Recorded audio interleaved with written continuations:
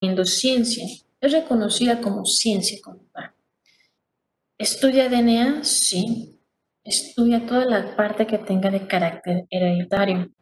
¿Cuál es la diferencia entre decir genética y genética médica?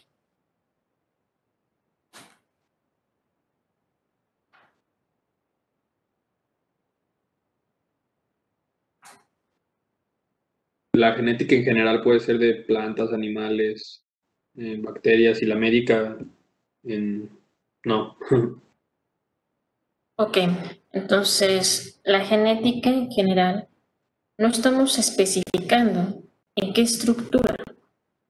Podemos hacer efectivamente una genética de tales plantas, una genética de la genealogía del caballo, una genética de los gatos, etc. Pero cuando se le pone ese vocablo médica, entonces ya lo enfocamos al ser humano, condiciones patológicas. Entonces, genética es una ciencia. Estudia obviamente de qué se trata, cuál es su naturaleza, cómo está organizado, cómo funciona, cómo se expresa, cómo se transmite. Al momento de transmitirse, cómo va cambiando, es decir, cómo evoluciona. ¿Qué? Pues la información genética. Esa información genética es lo que usted ha puesto ahí, es el genoma. El genoma no es más que nuestro material hereditario, nuestro serie de DNA prácticamente. Sin embargo, aquí en este vocablo no me especifica qué es el ser humano, efectivamente, porque para enfocarme a una enfermedad específica en individuos, seres humanos, tengo que hablar de la genética médica. Ya cuando hablamos de genética médica, seguimos reconociendo su carácter de ciencia, pero parte de la medicina, que se encarga de herencia y variabilidad, cómo se hereda y conforme se hereda, cómo cambia. ¿En qué? En el proceso de salud de enfermedad. Una vez que yo identifique que se trata de algo anormal, que se trata de alguna enfermedad, de una patología, pues identifico cómo puedo llegar a un diagnóstico específico para corroborar lo que yo estoy pensando. Y una vez que lo corroboro, la genética médica se va a encargar de dar el manejo, de dar un tratamiento. Y aquí algo importante, se trata al paciente y a familia. Son condiciones potencialmente heredables. Luego entonces yo tengo que voltear a ver qué pasó con papás, qué pasa con los hermanos, qué pasa con los hijos. No puedo encasillarme a nada más asesorar a un solo individuo por el tipo de enfermedades que aquí están englobadas.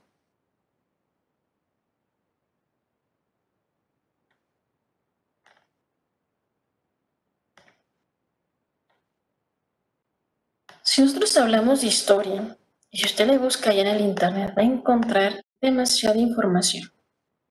Nosotros nos enfocamos, personaje importante, ¿qué hizo tal persona? Y sucesos importantes. Pero lo primero que tenemos que reconocer, que la genética no es nada nuevo. Nuestros primeros hombres tenían idea de que existían cambios entre ellos mismos. No todos los grupos de población eran iguales. Había cierta distinción. No sabían por qué, pero había cambios. Observaban cambios entre ellos, observaban cambios entre sus animales. Y muchos de esos cambios los empezaron a plasmar en ciertos dibujos, en ciertos grabados, que hacían una especie de cuevas. Señal de que algo les estaba llamando la atención, como era el pelaje del caballo. Y ellos hicieron varios grabados de cómo cambiaba de generación en generación. No sabían causa, no sabían etiología, pero de que existían modificaciones existían. Sin duda los personajes que en donde quiera andan es Aristóteles e Hipócrates. Dos grandes que han hecho aportaciones importantes a nivel médico, a nivel filosófico, entre otras cuestiones. Recuerde que ellos tenían una concepción bastante cerrada, ¿por qué no? Bastante machista, en donde mencionaban que las características heredables eran ocasionadas únicamente por el factor masculino. La mujer era concebida únicamente como una especie de reservorio. Ahí llegaba la célula masculina, se anidaba y era una especie de incubadora que con el medio de cultivo terminaba generando a un individuo.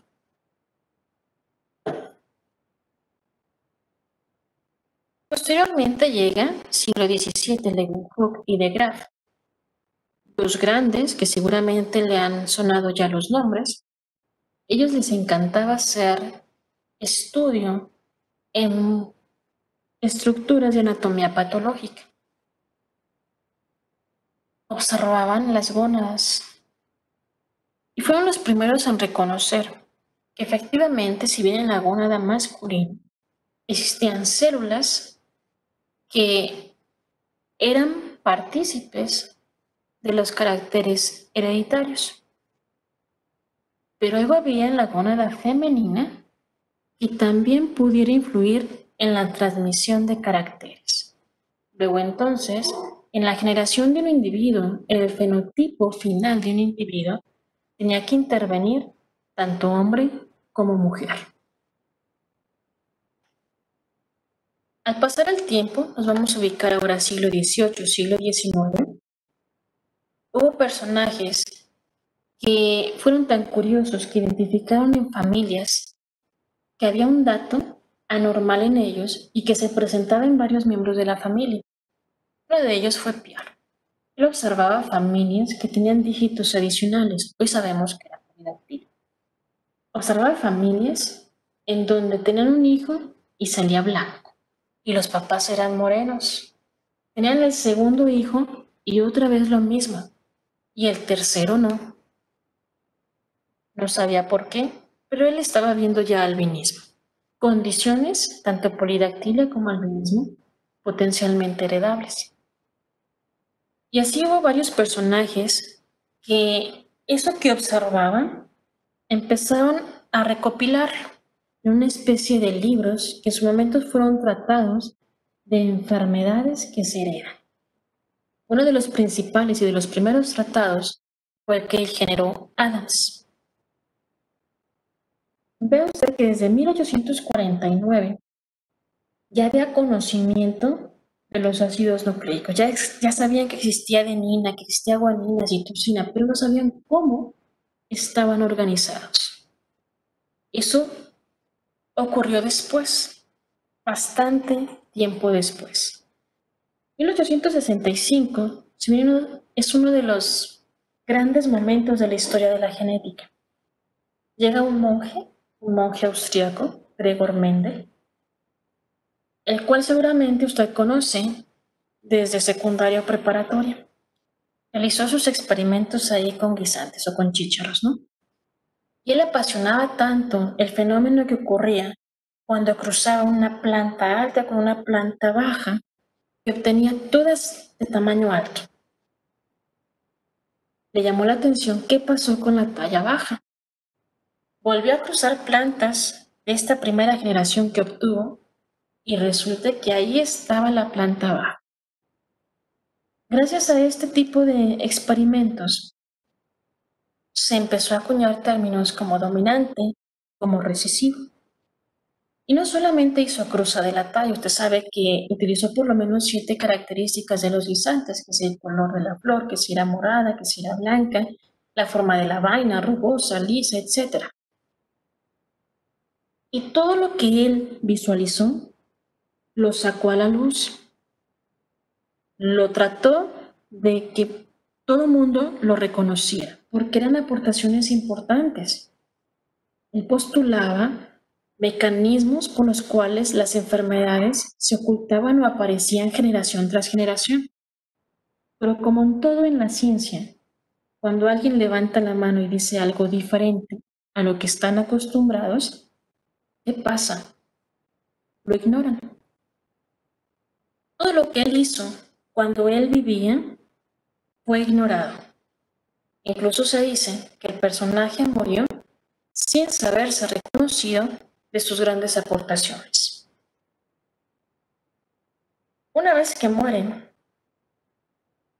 es entonces cuando llama la atención todo lo que él hizo, sacan sus apuntes y dicen, ¿saben qué? Creo que tenía razón. Y empezaron a utilizar el término mendeliano, aquella entidad en la cual probablemente seguían los postulados que se comenten, las leyes de la herencia. Entidades o patologías probablemente tenían una etiología ocasionadas por un gen, es decir, enfermedades monogénicas. No solamente se empezó a utilizar el término mendeliano, sino también el término gen, que en realidad no fue acuñado por Johansen, sino nosotros somos técnicos desde De Vries y el propio Darwin, que también en donde quiera andaba, usted sabe que hizo varias teorías de evolutivas y demás, utilizó un vocablo llamado pangénesis, en donde él decía que un individuo se genera a través de la fusión de dos estructuras llamadas gémulas. Estas gémulas, al fusionarse, ¡pum!, generaban al individuo.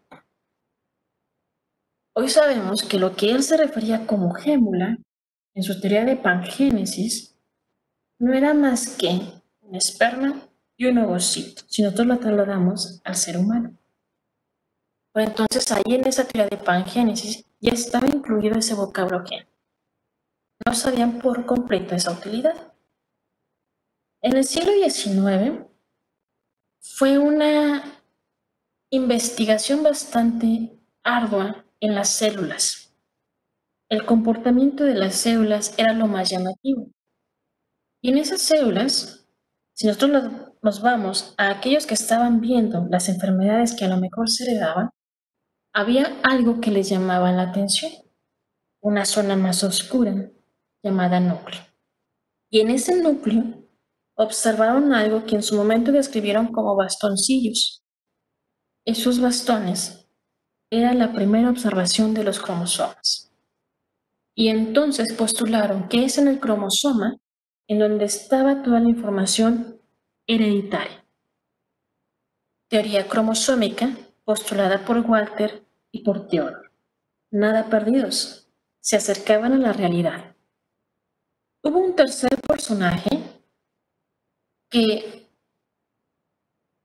fue más fino en esta descripción.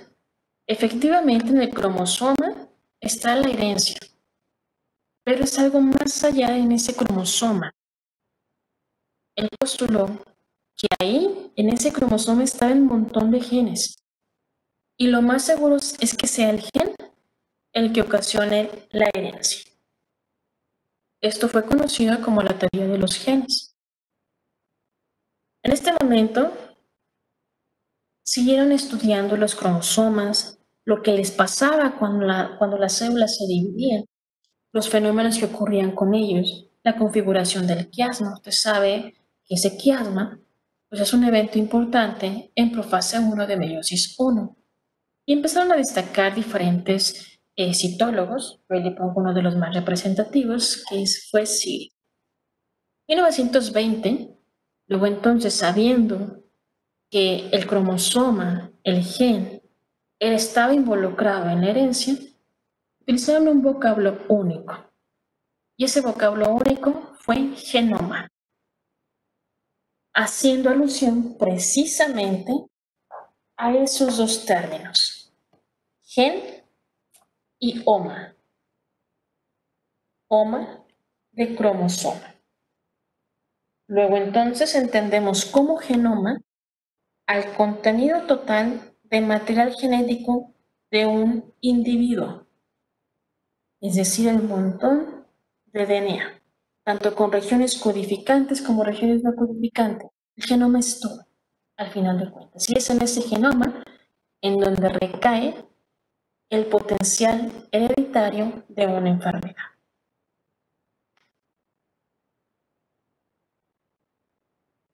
Era tan fascinante lo que encontraban en esos cromosomas que trataron de visualizar si eran los mismos que podían encontrar en otras especies. Pero de antemano tenían que saber cuánto era la constante de cromosomas en la especie humana. Y el que primero levantó la mano fue Teófilos. Él dijo en 1921, son 48. Hoy sabemos que no es así. ¿Cuál es el número normal de cromosomas en los humanos? 46. Vea usted que fue hasta 1956, desde el 21 hasta el 56, se tuvo la concepción de 48 cromosomas. Hasta que llega Tycho y Levin y dicen, no son 48, son 46. Mientras tanto, en ese inter, empezaron a ver cómo era el comportamiento en diferentes microorganismos de la porción o de la que aparentemente se transmite de estructura a estructura. Estudiaron los estreptococos, estudiaron los neumococos, su material genómico, etc. Y en 1953, otro año clave en la genética, llega Watson y llega Crick, a quienes se les atribuye la generación de la doble molécula, de la doble cadena, de la molécula del DNA. Hoy sabemos que en realidad no fueron los únicos. Para que estos dos personajes generaran la estructura del DNA, tuvieron que partir de los estudios de cristalografía que realizó Rosalind Franklin y Maurice Wilkins. Ellos visualizaron en realidad una estructura, un acomodo de esos ácidos nucleicos, pero no le encontraban forma específica. Esa estructura ambigua que visualizó Rosalind Franklin fue lo que tomó James Watson y Francis Crick para generar la estructura de la doble cadena. A partir de entonces, ahora no solamente era la descripción de la enfermedad genética, sino por qué ocurría, es decir, caracterización a nivel molecular. Y una de las primeras en estarse estudiando a este nivel fue la anemia de células falciformes, en donde, como sabemos, lo caracteriza la anemia, en donde es generada por una fragilidad extraordinaria del eritrocito. Tan extraordinaria se vuelve este eritrocito que pierde su membrana, la estabilidad y se aplasta. De hecho, se vuelve fusiforme, como si estuviera aplastado. Por eso es falciforme. En 1960 aparece el código genético y diagramas como el que usted está viendo a la derecha, llamado diagrama del sol naciente, por la forma que tiene, que no es más que las instrucciones de cómo voy a acomodar cada ácido nucleico y generar tripletes, codones, dar un significado de aminoácido y dar esa serie de aminoácidos un significado llamado proteína. El código genético son las pautas para poder llegar hasta el famoso dogma central que culmina en la proteína. Propiamente la genética médica tuvo que partir obviamente con Pierre y Adams, que son los que generaron ese catálogo, sus primeros catálogos de la enfermedad genética. Dalton, hay que reconocerlo, también andaba en todos lados y fue uno de los que generó ahí literatura para la ceguera de los colores, o el famoso daltonismo, de ahí el nombre. La hemofilia también hizo algunos aportes Dalton. Ambas condiciones, tanto daltonismo como hemofilia, de herencia ligada al cromosoma X.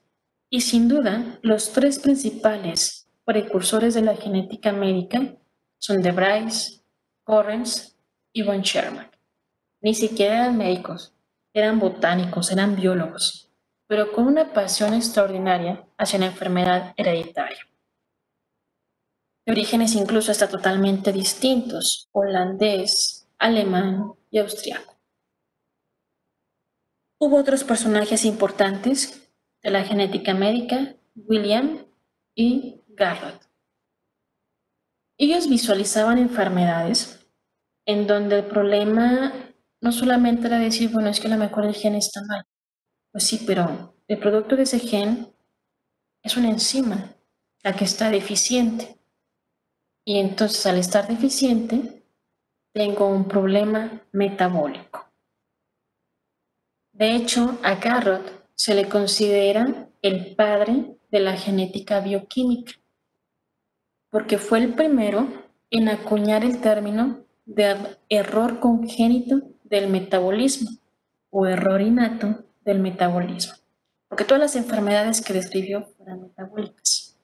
Dentro de las primeras fue la de Captonuria, una entidad metabólica en donde existe el déficit de una enzima que ocasiona la acumulación de un ácido, se llama ácido homogentísico. Al acumularse, provoca alteraciones urinarias, el paciente empieza a orinar y si usted pone la orina al sol, se hace oscura, se acumula el ácido en la esclera, se forma una esclera oscura, se acumula en pabellones, los pabellones se hacen o se tornan más oscuros, opacos, etc. Una vez que empezaron a generar o a visualizar cada vez más enfermedades, se dieron cuenta de que no todas eran bajo el mismo mecanismo, que seguían siendo genéticas, pero con diferente origen. Luego entonces se generaron las tres grandes esferas de la patología genética. Estas tres esferas son monogénicas, patología cromosómica y multifactorial. Como dice el nombre, cromosómica, se trata de los cromosomas en general. Las principales cromosomopatías descritas y las primeras en hacerlo fueron la trisomía 21 Down, Klinefelter o Turner. Monogénico, un gen, una enfermedad. En 1966, todos esos tratados que se habían realizado previamente se juntaron en un catálogo enorme. Se llamó Catálogo de McKusick. Hoy en día continúa el Catálogo de McKusick de forma digital. Usted lo puede consultar, de hecho es una de las páginas que le puse hace un momento, como OMIM. Usted le pone ahí en Google OMIM y le arroja un sitio web de toda la enfermedad mendeliana. Si usted quiere saber acerca de una proteína, de un gen o de un locus, lo pone en OMIM y le arroja todo lo que hay de esa condición. Enfermedades monogénicas pueden ser desde fibrosis quística, acondroplasia, Duchenne, hemofilia, talasemia, anemia de células falciformes, cualquiera que obedezca a una variante MUG. Y finalmente la última esfera de estudio es la multifactorial, donde tengo enfermedades con pequeño componente genético y el resto es el ambiente.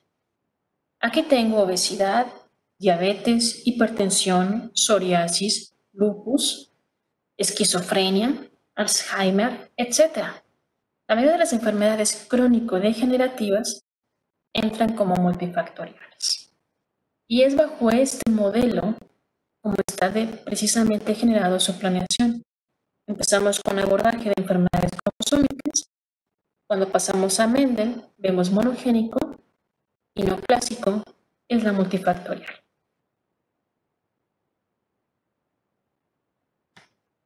Hasta ahí. ¿Alguna duda?